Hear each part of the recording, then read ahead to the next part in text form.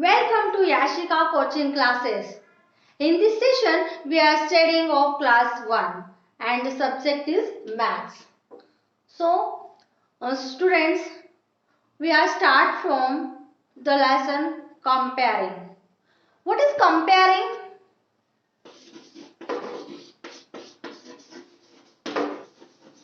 Comparing क्या है? हम हमारे घर में हमारे आसपास कई चीजों को देखते हैं। कुछ चीजें छोटी होती हैं, कुछ चीजें बड़ी होती हैं, कुछ मोटी होती हैं, कुछ पतली होती हैं, कुछ चीजें बहुत ही लंबी होती हैं, कुछ छोटी होती हैं, है ना। हम चीजों को देखते सारी एक जैसी बिल्कुल भी नहीं होती हैं। जैसे कि मेरे पास चौक है ना। अब ये चौक देखिए, एक चौक मेरे पास बहुत बड़ा है और ये दूसरा चौक उससे छोटा है, ठीक है।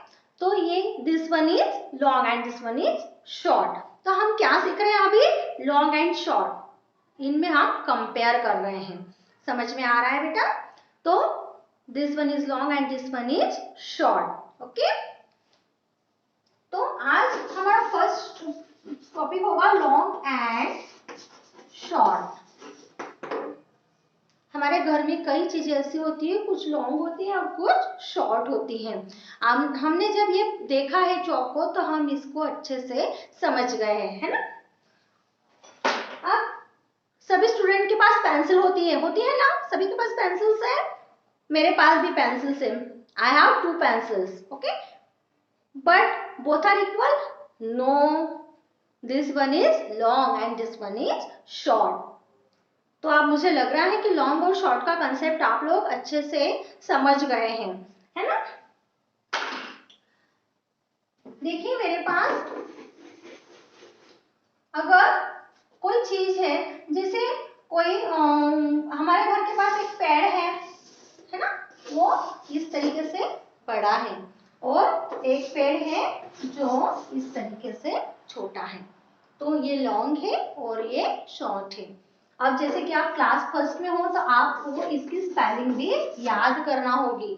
LONG long and SHORT short, okay. अभी हम ये मैथ्स में इस तरीके से लिखेंगे, ठीक है। सभी को समझ में आ रहा है लॉन्ग क्या है और शॉर्ट क्या है, ओके। अब हमारा नेक्स्ट होगा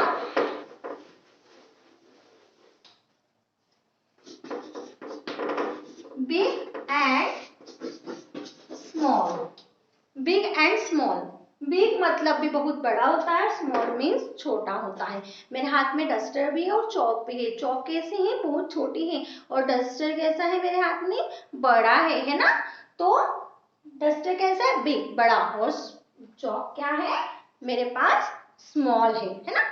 अब अगर मेरे पास बॉल है, एक बॉल है, कितनी बड़ी है? फुटबॉल होती है ना, सभी बच्चों के पास फुटबॉल होती है।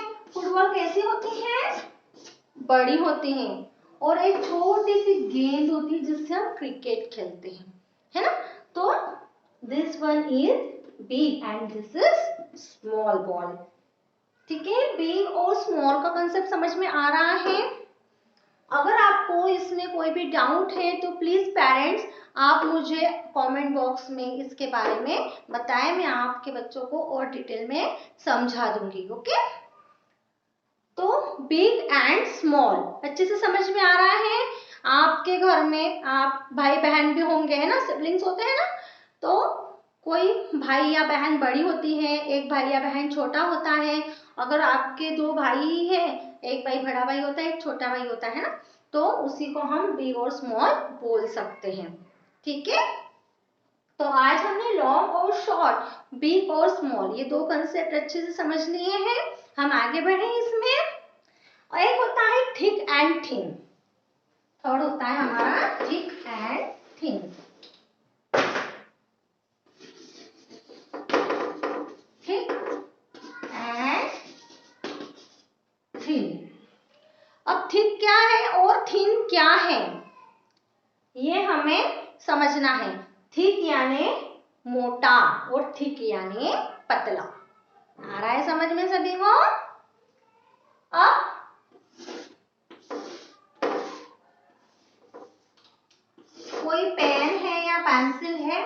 इस तरीके से है, मोटी, और कोई पेंसिल इस तरीके से होती है, पतली। तो this one is thick and this one is thin. Thick and thin समझ में आ रहा है आप सभी को? थिक की स्पेलिंग होती है THICK, थिक, THIN, थिन। सभी को समझ में आया? थिक क्या होता है और थिन क्या होता है? सभी के पास स्कूल की बुक्स कॉपीज भी होगी, तो कुछ बुक्स जो होती है बहुत मोटी मोटी होती है, और कुछ बुक्स जो होती है जैसे लाइफ स्किल्स होता है, MS होता है, मोरल साइंस, ये बुक्स जो होती है वो कैसी होती है? बहुत पतली होती है ना? और मैथ्स की या इंग्लिश की बुक कैसी होती है? बहुत मोटी होती है।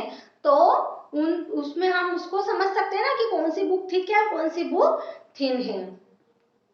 यहाँ तक समझ में आया है सभी को? Thick and thin.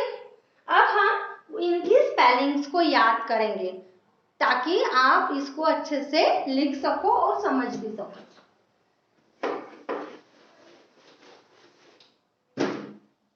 फर्स्ट होगा हमारा लॉन्ग,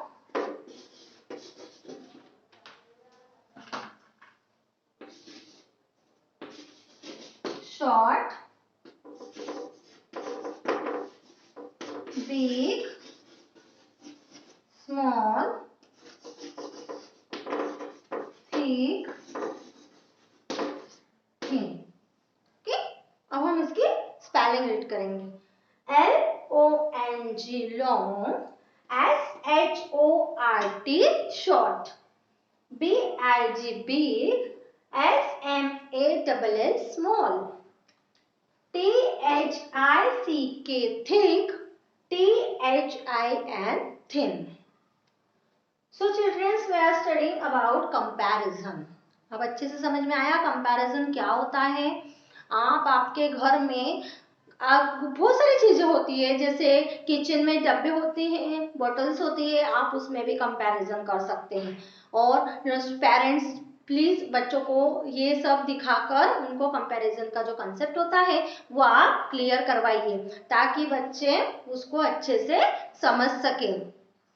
ओके स्टूडेंट्स, अब long and short, thick and thin और बिग एंड स्मॉल ये चीजें हमने सीख ली है।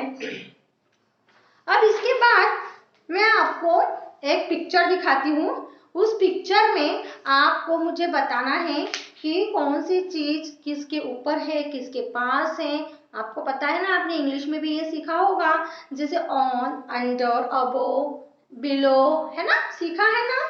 तो आज मैं एक पिक्चर देख के दिखाती हूँ आपको। उस पिक्चर से आपको मैं जो क्वेश्चन पूछूंगी वो आपको बताना है, ठीक है? देखिए, देखा सभी ने? अब इस पिक्चर में आपको मुझे ये बताना है कि बुक्स कहाँ पर रखी हुई हैं, ठीक है? बुक्स कहाँ पर रखी हुई है, आपको दोबारा इसको पिक्चर को देखना है। दिख रहा है आपको बुक्स कहाँ रखी हुई है? टेबल पर रखी हुई दिख रही है? दिखी ना? तो हम इसके लिए हम क्या लिखेंगे?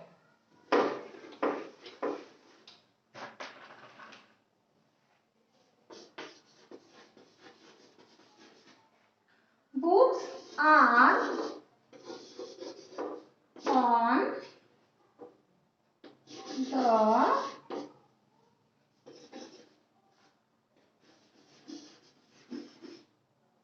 टेबल। ऑन, अब ऑन क्या है? देखो पिक्चर में, आप उसको ध्यान से देखो। मतलब टेबल पर बुक्स रखी हुई है ना, तो books are on the table के ऊपर, किसी भी चीज के ऊपर रखा है, ठीक है?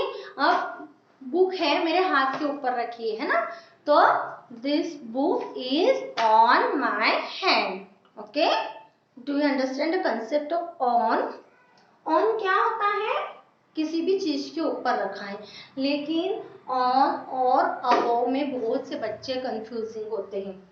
अबोव का मतलब ही के ऊपर होता है। अब इस अबोव और ऑन में क्या डिफरेंस है, पता है क्या आप सभी को?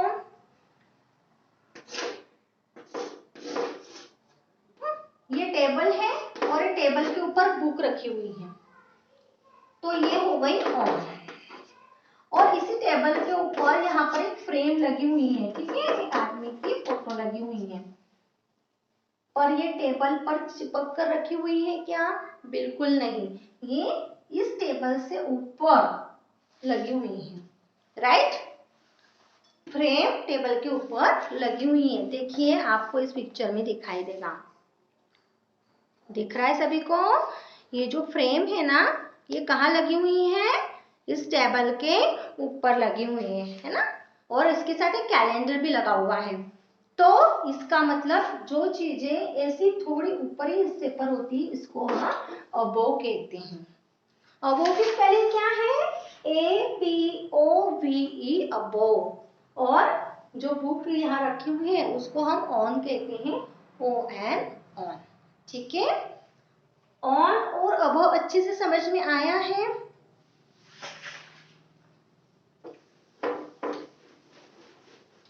और इसी तरीके के और भी वर्ड होते हैं, ऑन, इन,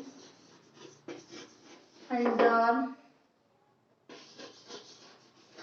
अबोव, बिलो,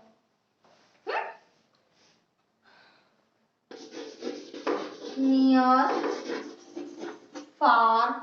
ठीक है, इस तरीके के जो वर्ड होते हैं इसके बारे में मैं आपको नेक्स्ट वीडियो में बताऊंगी।